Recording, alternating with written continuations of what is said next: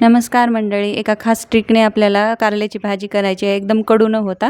तर कारले चिरून घ्यायचे आहेत, तर त्याच्यावर मीठ टाकून घ्यायचं आहे आणि थोडंसं एका ताटामध्ये काढून कानोडं करून ठेवायचं आहे. जेणेकरून त्याचं पाणी जे आहे का ते निघून जाईल.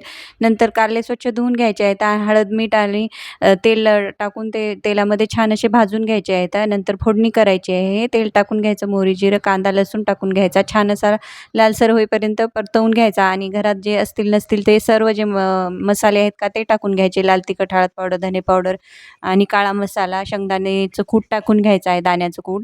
आणि याला छान असं परतवून घ्यायचं आहे. थोडंसं पाणी टाकून तेल आपले जे मसाले आहेत का जळणार नाही याची काळजी घ्यायची. आणि नंतर जे आपण कारले भाजून घेतलेले आहेत का ते टाकून घ्यायचे आहेत. तर चवीनुसार मीठ टाकायचं आहे आणि पुन्हा याला छान व्यवस्थित असं परतवून घ्यायचं आणि थोडंसं आपल्याला 2 थेंब पाणी घालून घ्यायचं आहे आणि छान असं शिजवून घ्यायचं. कोथिंबीर टाकून सर्व्ह करायचं. भाकरीसोबत, चपातीसोबत खाऊ शकता तुम्ही.